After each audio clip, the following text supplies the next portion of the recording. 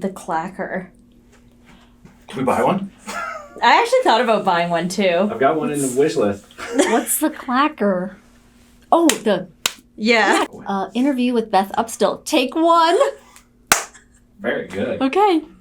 Hi everyone, it's Callista here from WonderFil, and today we have a really special guest with us, Beth Upstill. So she's visiting us this week in Calgary, all the way from Morgan Hill, California. She's come at a really good time because you actually got to experience the Calgary Stampede, which is a very famous event here. Yes. It's pretty much what we're known for. Yes. And we're going to be talking about her new book, The Garden of Embroidered Bugs, today. So welcome, Beth. Thank you. Thank you. I'm so excited to be here and meet everybody at WonderFil. It's been a fabulous week. I'm so enjoying my time here. Yeah, we're really excited to have you here, and it's been fun to just work on all these creative projects together and things like that. So maybe you can tell our audience, if they don't know you yet, a little bit about yourself. Well, I live in California. I've got 2 kids, a husband. I live on a 2-acre ranch house with all kinds of fun things going on with animals. I have a pet pig. Yes. And 6 cats. And what's your pig's name? Her name is Scarlet. She's a 10-year-old mini pig, but not so mini. She weighs about 150 pounds. They call them mini pigs, but they're really not that mini.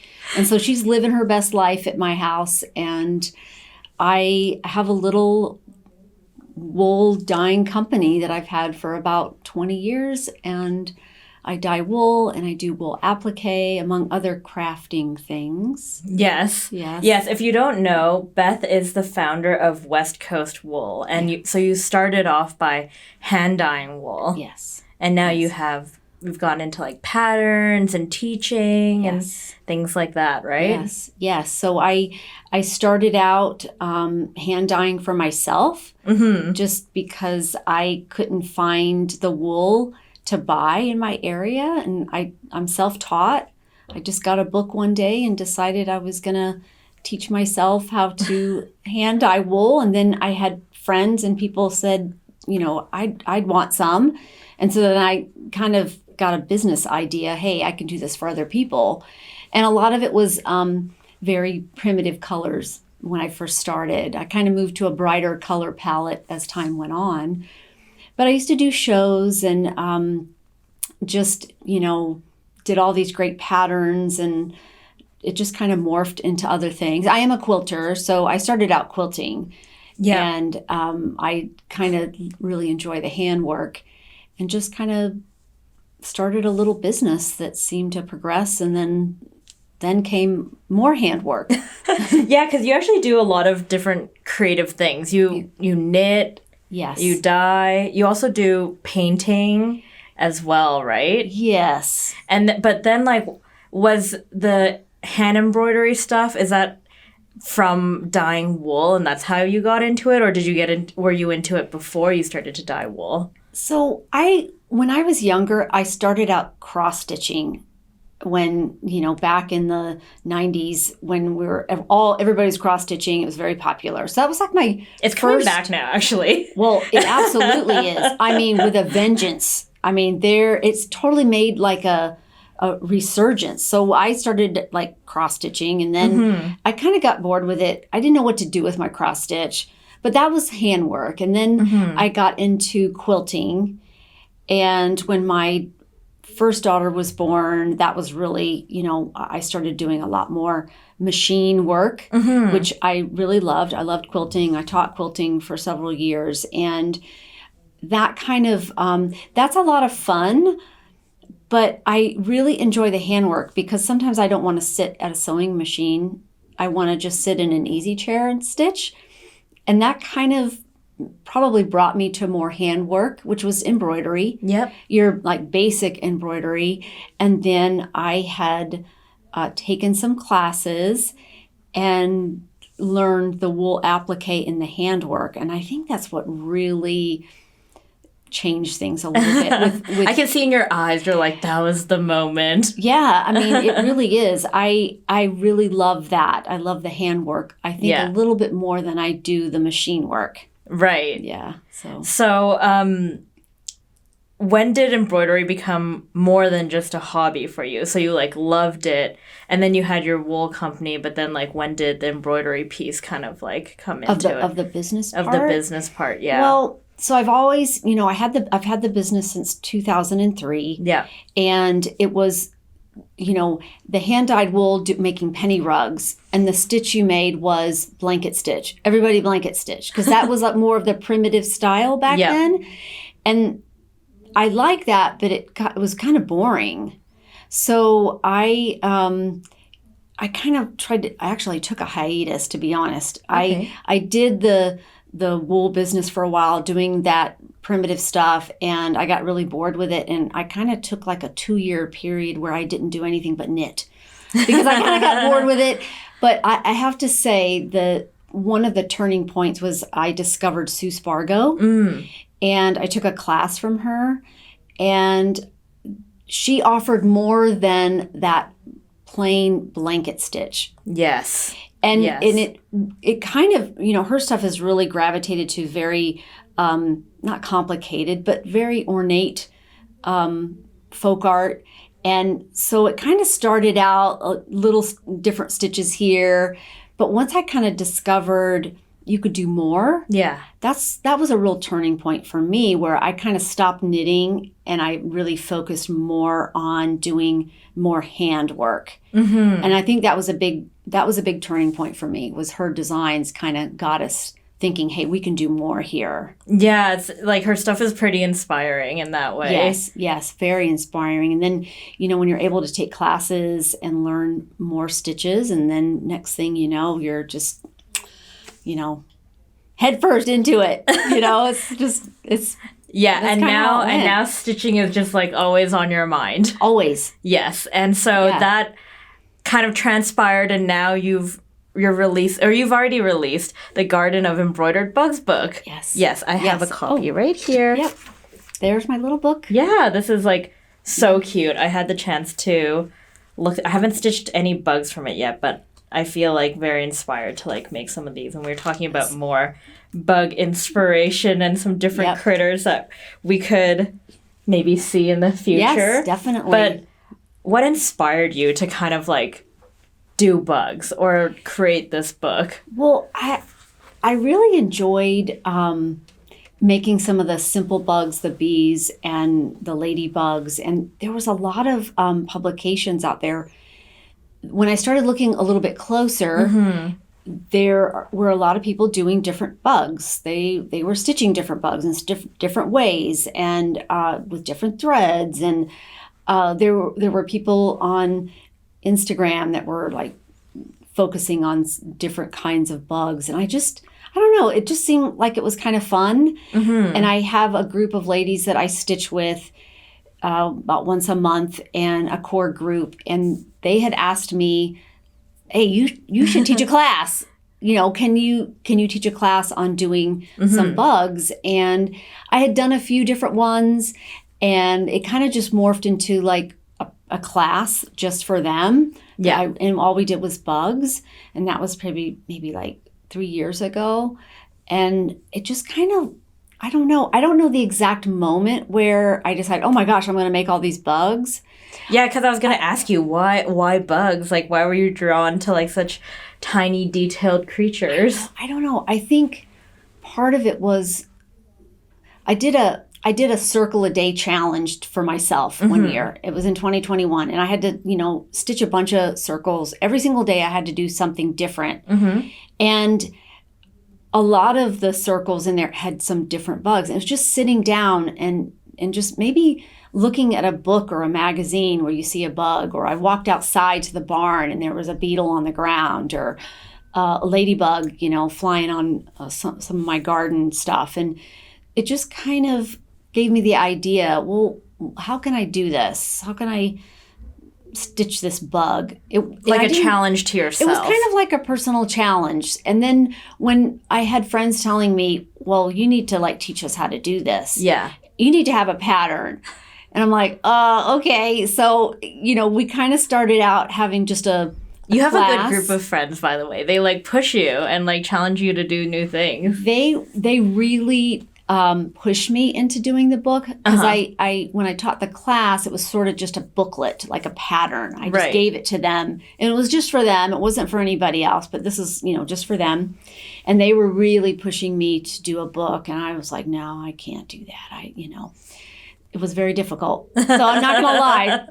It was very difficult to do the book just from a perspective of like content and how to organize it and stuff. But there wasn't like a certain moment where I decided, okay, I'm going to, stitch a bunch of bugs. It kind of just naturally progressed. And I started looking at things in nature a little more closely than I would.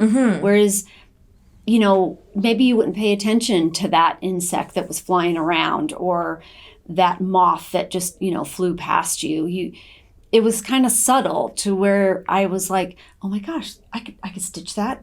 I could, that's a moth. I can stitch that moth. I love that it makes you almost like pay attention more and just like be present and being aware of like what's around you in a way. It really did. Yeah. Because where I live, there's a lot going on. We have a creek and, I've got this barn that has all these creepy spiders in them. And I started to pay attention. And then I started to look at pictures like on the internet. Like if you see a bug and then I was like taking a picture of it with my phone and then going to the internet. Now, what kind of bug is that? What is that? And then I've got all these pictures of bugs in my phone and I would study the picture and I would say, okay, how can I put this into like thread? How do you do that? And the bugs are really subjective. They're not real. It's just my interpretation of what I think it should look like. I mean, I think that's what art is. Like, it doesn't always have to be like the it's not exact literal replica. Yeah. But I did have people tell me, oh, but that ant has 6 legs, not 4. Or, people were very literal. They would tell you, okay, well, this bug doesn't have this or this bug.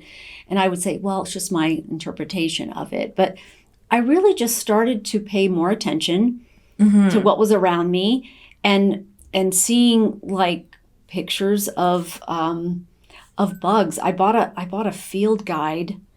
It's in the Sierras because that's where I live. It's a California field guide of all these bugs and animals and insects. And when I say bug, it's just a general term for like spiders and Lepidoptera and all that stuff. I just use the term bugs, even though people would call me out on that one too. And I put that in the front of the book that this is just a general term of just calling bugs what they are. Yeah. But I just started looking, if I needed an idea for a book. I kind of had a general, but there was general bugs that I stitched, but then I needed to do more, especially when the book was kind of in play and I was working on finishing it. And then last year I decided to do a little personal challenge again because I like that kind of thing. I like that you do that you always push yourself creatively. I think that's really good. Yeah, and it's just me saying, okay, what am I going to do here? Well, I'm going to stitch a different bug every single week for 2024. That's what I'm going to do. I'm going to see if I can, every day, or not every day, but every week, every Monday, I'm going to post a new bug for somebody. Because I had friends and Instagram friends that said, I really like opening up my Instagram and seeing what you're doing that day. Yeah. To me, I didn't think it was that big of a deal. But for other people, it really was. So that kind of started the Monday Bug Day. Of course, I have to have some kind of like funny little saying, you know, that goes along with it. So, I know you have those little things because you're also doing a weekly challenge right now that's Leaf the Week Behind, right? Yes. I love that. I don't know if you know, but we're really big fans of puns here, so we always we like other people that also are into it. I too. know. I love the little sayings and things like that. Yeah. So when I started, while the bug book was being produced and I was trying to get it to print and finishing up, I was doing Monday Bug Day. And so every Monday I would just give everybody a bug and I would just say, look, this is the bug and this is the thread I used. And just kind of posted it, and more people liked it. Yep. And okay, I thought, oh, this is a good thing. Because when I did my circle of the day, I wasn't intending to do it for an entire year. Yeah. That was like the first challenge that I had. And I would do a circle, and I'd be sitting there at night watching TV with my husband, and I'd go, I stitched a circle. And my husband would go, let me see it. And then, I would show him. I love that he had enthusiasm Oh, yeah. for it too. He's very supportive. Good. So I would, do that. And I'm like, yeah, I've got one. So then I would, post it the next day. And then, so when Monday Bug Day came around, I thought, okay, I did the whole year with the circles. I made sure that every day they were going to see it. Yeah. And then the bugs. Yeah. And because people, they look forward to that. Yes. What crazy thing am I going to do now? And I did all kinds of crazy different bugs and stuff. And so that kind of really got people interested and really kind of solidified my desire to have a bug book. And that's kind of how it came about. Just, awesome. Just stitching bugs and looking at books and seeing, what can I stitch today? So do you have a favorite bug from the book? I have to say, I have a favorite bug, and there's a story with that. I was going to ask also if there was any stories behind any of the bugs too. Yes. Yeah. So I like stitching bees, and I like stitching spiders. Although most people don't like the spiders, they don't like. They like that they're not real, but that's not their favorite thing for me. Spiders are the cutest, but they're super important to the environment. Yes, so I know. There's a place for them. There's in the a book. place for them. Yeah. Yes, but the bees were kind of fun, and I have a bee in my book called the California Bumblebee. Yes. And I stitched it just like what my interpretation of what it looks like, the color wise. But the story behind that is it should be called Carol's California Bumblebee. Okay. And the reason why is because my friend Carol invited me on a camping trip to Yosemite National Park. I'd never been to Yosemite before, but she's been many times. Yep. But she invited me and another friend, and my daughter actually went. And we were going to do this hike. She wanted to do this hike. And I'm not much of a hiker, but I really wanted to go because I'd never seen the waterfalls or, I've never been to Yosemite. Yep. So we planned this trip, and we decided we were going to drive up to Glacier Point. Now, this was in the summer, or maybe it was late summer, but there was kind of snow on the ground up there still, but not down in the valley. Yeah. And we decided we were going to do this long hike. So we we drive up this hour to get up to Glacier, and we were going to take this route, this trail that went all the way from the top, all the way down into the village where we were staying, back down into the, the bottom, wherever it is. And we would see all these waterfalls. Okay, I'm not a trained hiker. I'm just a person with a backpack. That's how I feel every time I go hiking. Yeah, and a jacket and some snacks. Yeah. And so we did this hike, and we knew it was going to be kind of long. We thought maybe like 8 miles.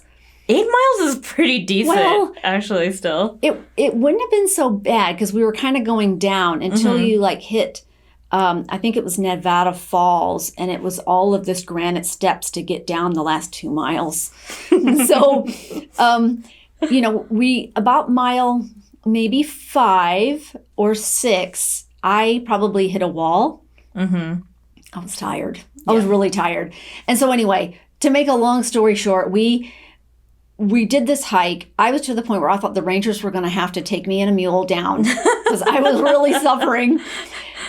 My daughter was like, oh, Mom, so she's 20-something, so it was okay for her. But it took us a long time. And the hike, I think, ended up being about 10 miles by the time we got down to Curry Village, and we were done. And we had to do some other things that, after we got down there. But I was so exhausted. And Carol was like, oh, I'm so sorry. I'm so sorry I took you on this. She said, our friendship is ending. She thought our friendship was over. I'd never go anywhere with her again. But the significance of the story is the next day we woke up and we could barely move. And they had this little area that you could go sit. We were sitting there in these rocking chairs and we were eating ice cream. And I had the field guide and I was just kind of flipping through things. And we were just sitting there, And this little garden that they had, this wildflower garden, had all these little bees flying around. There were all these bees flying around, and they were beautiful. They were like yellow and black, and it was just, they were so cute. And so here I am standing there, I'm like with my iPhone trying to take You forgot all the pain of the hiking. Forgot all the pain. Yeah. But I got pictures of this California bumblebee and it flying around, and I'm like, oh my gosh, I gotta stitch this. And so if it weren't for Carol, who still today talks about, you know, this trip, and because we went to Yosemite the next year. Oh, so it didn't scare you off. Did not scare me off. You did it again. Yes, there you but go. that bee is in the book, and that's what really kind of like, that's my favorite bee to stitch, and it is because of Carol. Yeah. And we, you know, and we did it again. We went next year. We went and we did a lighter hike, although it was kind of long. We did another hike with the same group of people, minus my kid. And then we came across this other bug that was like, and it's not in the book, but I've got a picture of it. And I did stitch it for Monday Bug Day. It was like this woolly caterpillar. And it was this brown and black fluffy thing, which, you know, we were kind of tootling along the trail. And all of a sudden we looked down and there's this round fluffy ball thing. And it's a caterpillar, and it's a real thing. So sometimes you think about these bugs of they're not real, or they look fake, or you know, whatever. But then I came across, that was one of the Monday Bug Days, was, oh my God, I got to take a picture of this. And the next thing you know, I'm stitching my little prototype of this woolly caterpillar, because it was all hairy and fluffy. Yeah. And so that's sort of how things kind of rolled out with some of the bugs. It was just something that happened. And I feel like that's so nice too, because they're like tied to like warm memories with like your friends, or like, you know, maybe it's like a day where you're just, maybe it was like mundane, but then like you just didn't know what to expect, and you just saw a bug in the yard and you're like, there you go, there's another bug. Well, yeah, it inspires you to stitch something. Yes. My mom sends me bugs. It's really funny. I'll get these Facebook messages with these pictures of these bugs, or she'll be out in the garden. She's looking at bugs now.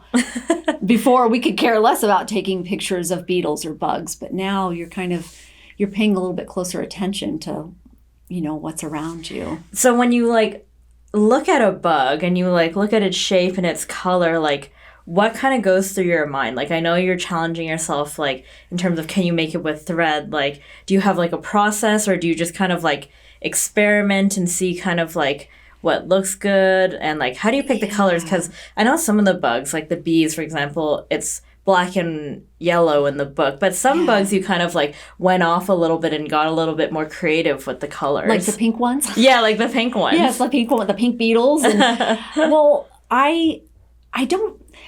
Some of the inspiration or some of the ideas that I've gotten, I've looked at a picture or I've seen one, and then I would do just a rough sketch. And I'm not an artist like with a pencil.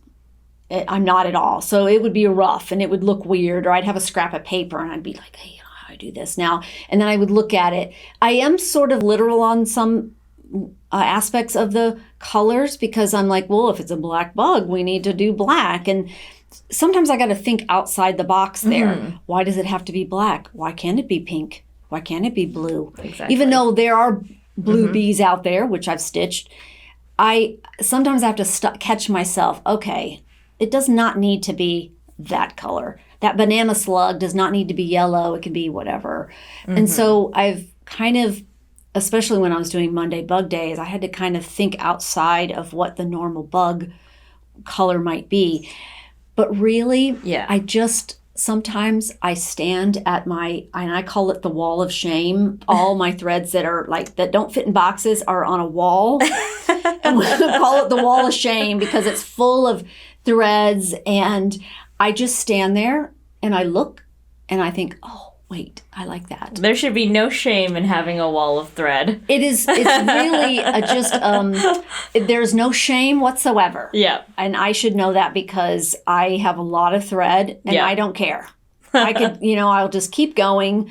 But it's kind of a joke that we call it the wall of shame, but it's really not. It's the wall of, creativity. Yeah, there you go. And I just kind of pick things. So like looking at those colors is kind of like where you draw your inspiration from? Do you feel like your wool dyeing background has any influence on your color choices or anything like that? Because you did transition from kind of more primitive to brighter colors, right? I think because I like the brighter colors, I tend to gravitate to certain things. Yeah. And then like the wool dyeing has kind of changed where I've gravitated to certain colors that I really like. And so when I look at some of the bugs that I'm doing now are going to have wool incorporated into them. Yeah. I kind of look for things that make me happy. You know, does that color bring me joy? You know, Yes, I like that. The Marie Kondo method. It is. I know. That's what it is. Does this, does this dull wool bring me joy? No. Pick another color. And, but that's what it is. It's really like what makes me happy.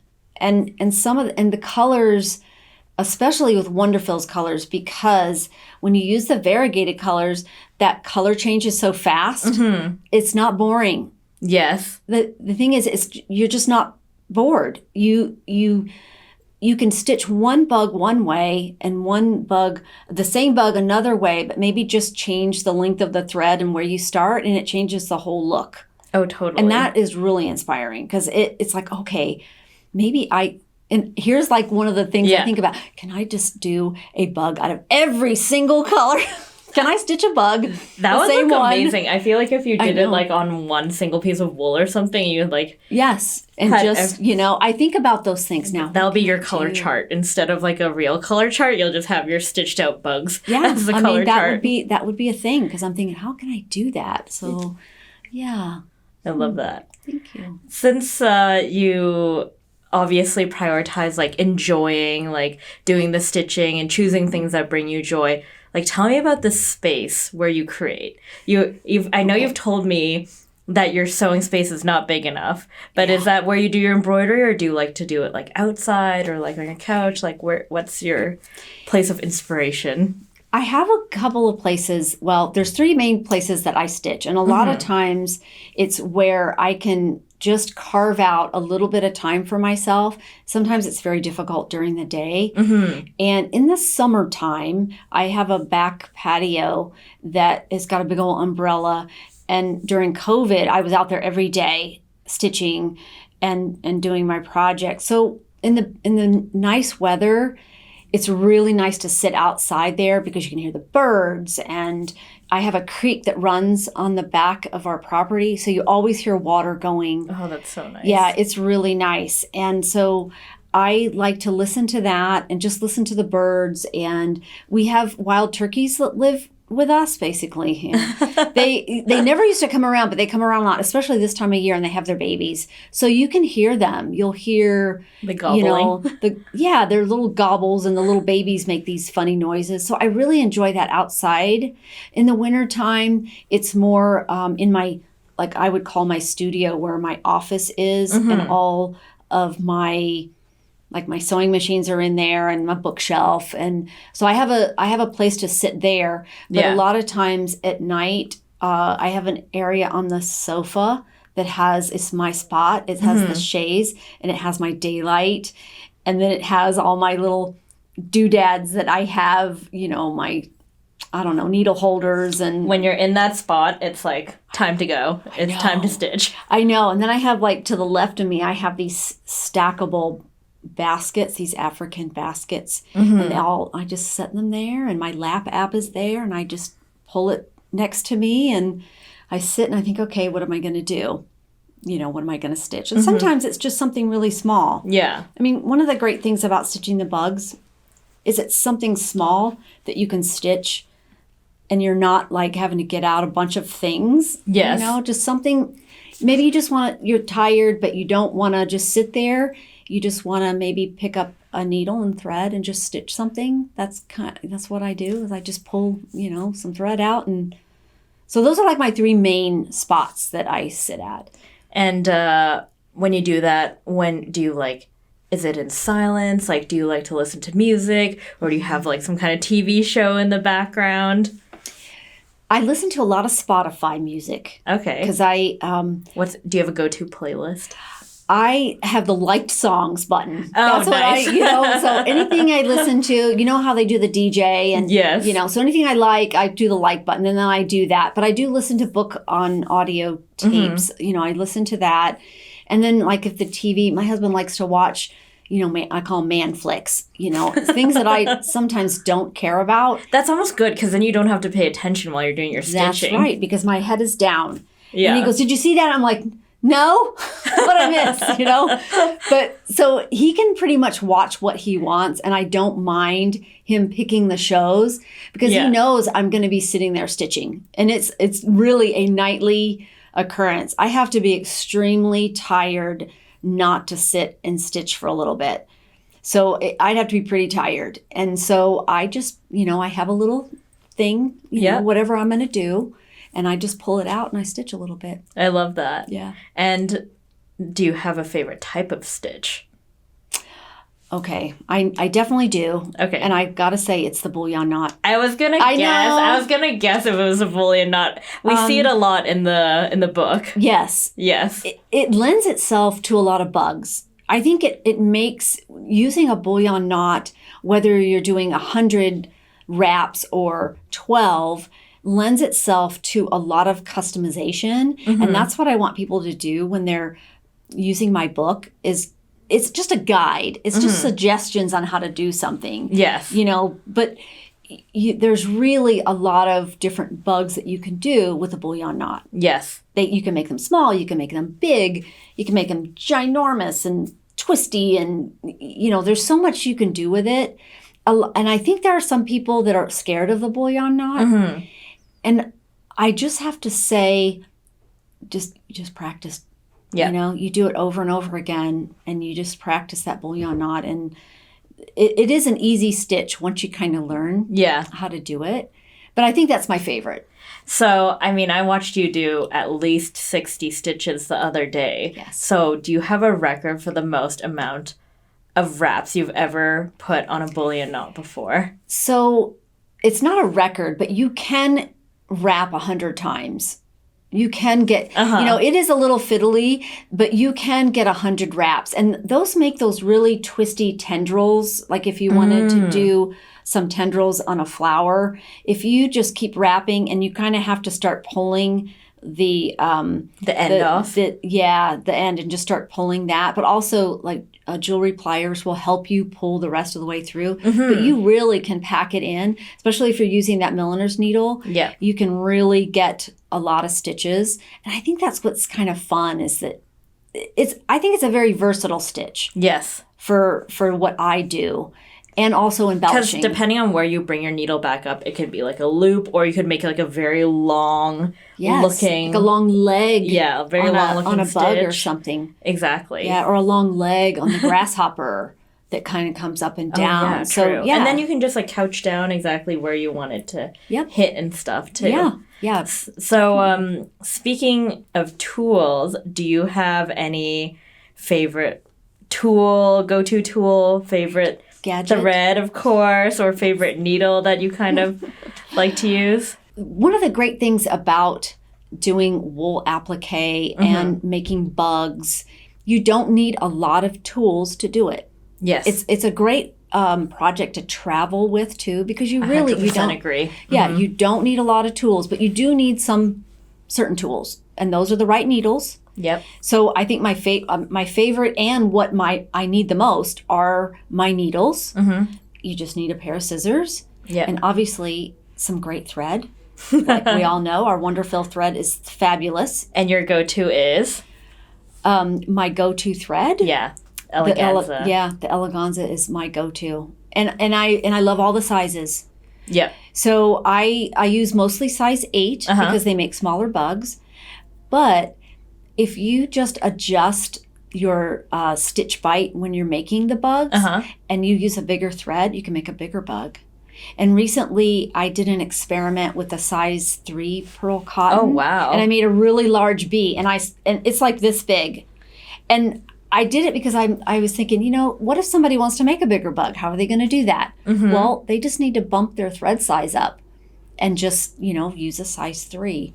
But I think the 8 is what I use the most. and like I said before, it's that color change. And the color is very saturated and bold. Yes. You've got some really bold colors. So if you want to like, switch out the legs of spider or something, you could do that. But I think, as far as tools go, I love gadgets. You were saying that you had like a table of gadgets next to where you stitch. I like to try any gadget that's out there. Just scissors and needle threaders and, these cute little needle minders, even though I don't really need a needle minder. It's just fun to have. And just, all these little things. I love the gadgets. They're more for fun, but really like, my basic tools are the things that I use the most. And, just those certain needles and scissors. Okay. Yeah. You've taught so many people. So what advice would you give someone that's just getting started with embroidery? Okay. My best advice for somebody, and I say this also on Instagram a couple of times when people ask me, practice makes progress. You don't need to be perfect. Yes. I don't expect somebody to be perfect because everybody's stitching is different. You and I could stitch the same bug using the same wraps and it would completely look different. And I want people to know that practice makes progress. And that's the biggest thing. And I'm really adamant about telling people if something isn't working for you, change it. You don't have to do that stitch. Do something that's a little bit easier. I don't want somebody hitting a wall and not moving forward because they're struggling with something, but really it's just about practicing the same stitch. Yeah, I totally agree with you. And we do a lot of like make and takes and hands-on things with our customers as well. And especially with like new students, they feel intimidated because they want to be able to replicate exactly how your stitches look like. But I always like to tell people as well, like with handwork especially, you want it to look like handwork. The imperfections are what gives it like character sometimes too, and just like your own personality. Yes. Yeah. So I actually think it's never about being perfect, and I actually like that if I stitch 3 bees, that they're all going to look kind of different because they each have like a little quirk to them, and I think that's what actually makes it look like cuter. Yes, like I think so. I totally agree with you, and I just don't. I want my students to first of all have a really good time in the class, and they learn something. That's what I want them to take away from the class, and to know that they can make it their own, and also to know that I'm there to help them. Yes, I want to help them be successful too. That's great. Yeah. Yeah. So your advice to anyone that feels intimidated is just like, don't be. Just like, don't worry. Like, get into it. There's like really simple stitches to start with as well. It doesn't have to start with a bullion day one, right? Yes. And that's really important for people to know because when they're doing, let's say they're doing wool applique. Yeah. And I call it the underwear stage. You stitch it all down. You whip stitch all your pieces down. I like the underwear stage. Yeah, that's the underwear stage. Yeah. You look at it, and my painting teacher used to tell us the same thing, because when I took decorative painting classes, I couldn't paint on my own. It's just not one of those skills I have. She would always tell you, Beth, that's the underwear stage. And she had such a good point by saying, yes, when you first start out, your applique is flat. It doesn't look anything special. It's the underwear stage. Then the thing that comes alive is when you start stitching. And it doesn't have to be fancy stitches. No. It could be a back stitch, a running stitch, even just outlining something. Adding running stitches on a bird's wing will just bring it to life. It doesn't have to be complicated. You just need to practice making simple stitches, chain stitches. Outlining something really brings something alive. So I tell people also, it doesn't have to be complicated. Just start with the easy stuff. Yeah. Yeah. That's awesome. So what do you hope, readers or stitchers will take away when they pick up your book and start doing some stitches from it? I hope that they will use it as a tool to make their own customized bugs. I want them to, take the instructions and tweak it to how it would work for them and just start embellishing. You can embellish your quilts.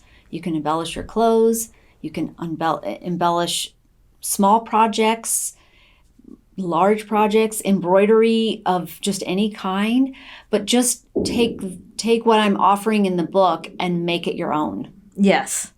Yeah. I've seen some of your projects that you brought in this week, and one that I love is the denim jacket. And you're just kind of doing some like free stitching on it, and wherever you think a bug could go, maybe on like the little pocket area or on the side or a sleeve. Like it's as easy as adding it to anything like that, right? Yeah, and it's just, I call it the doodle jacket because I'm just kind of doodling. And people can do that also.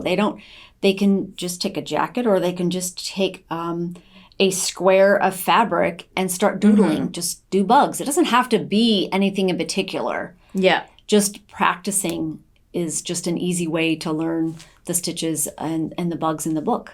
Yeah. It'd be really fun if you taught a class at like a zoo where all the bugs are. Yeah. In the room where all the bugs are, something like that. Yeah, that where we could go to each little, enclosure and let's have a challenge of, can you stitch this bug? And that would be really fun, actually. You should collaborate with your local zoo on that. I know. Now you know what's going to happen. People are going to email me bugs, and they're going to ask me to stitch them. Oh, yeah. Yeah, you're probably going to open your DMs, and people are just going to send you can you do this? Hey, my mom does. Okay, so my mom does that. She sends me bugs, and I'm thinking, oh, my gosh, am I going to have to...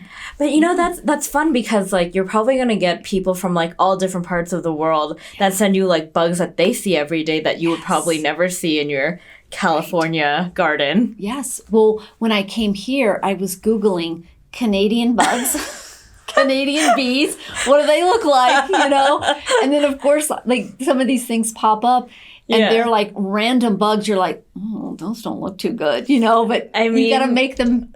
We get a lot of months of winter here, so there's not a lot of really fun bugs, I would say. Yeah, these parts. I have some ideas for some, but just it's fun to kind of see, what is a bug in a certain, part of the world that, like scorpions or something crazy. Yes, totally. And you were even showing me a picture of a really cool, like, praying mantis the other day as well. Yes. So definitely I think there's, like, a lot of interesting bugs in places that like just because we don't see it we like forget that they exist, but there's some really cool ones out there still for you to challenge yourself on. I've got some ideas for some new bugs. Yes. Okay. For sure. So that means we should keep out an eye on things. Yes, keep an eye on things. So if people how can people get your book? So you can get my book on my website at West Coast Wool. Yep. You can get my book at WonderFil's website. Yes. And there's a couple of shops that have my book, and hopefully more will want to carry my book. And they can just reach out to you on your website. Mm-hmm. And if people want to follow you on social media, like where can they find you? What are your accounts? Like, are you on YouTube or Instagram? Okay, so my main account is Instagram. Yep. West Coast Wool is my Instagram and my Facebook. Okay. And I also have a TikTok channel, which is more for fun. You can see some of my dyeing processes on the TikTok. Oh, I'm sure people would love to see that. People love the behind the scenes stuff. So I do try to post some of those on Instagram, but on TikTok, it's Creative Beth. So if you go and search that, you'll be able to find me there. Okay. And then also I have a YouTube channel that I have tutorials. Oh, awesome. Yeah. So what's your YouTube channel name? It is West Coast Wool. Okay. That's very easy. Nice and easy. Yes, nice and easy. So and we'll make sure we put that in the description box as well. So then you guys can all find everything about you down there also. Yeah, that would be great. Yeah. So, well, thank you so much to Beth. I hope you guys enjoyed learning a little bit more about you and your creative process, and like feel inspired to pick up the Garden of Embroidered Bugs. Try out some of these cool stitches that you'll see in there, and also maybe you can challenge yourself creatively like how Beth does too, and like look around and see what bugs are in your life and how you can recreate them, because I'm sure you can pull inspiration and Great. Make your own. So thank you so much, Beth. Thanks for having me. This was awesome. Yeah, we really enjoyed it. Okay, so we'll say bye to everyone here, and you can follow Beth online at all those accounts that you just talked about. Yep. All right? Okay. All right. Bye, everyone. Bye. Thanks for watching, and if you enjoyed this video, don't forget to like and subscribe for more great tips, tricks, and tutorials. You can also sign up for our weekly newsletter to get the first look at free projects, sewing tips, and inspiring tutorials delivered right to your inbox. Check out the description box below to sign up, as well as find a list of stores and retailers that you can purchase WonderFil threads from in your country.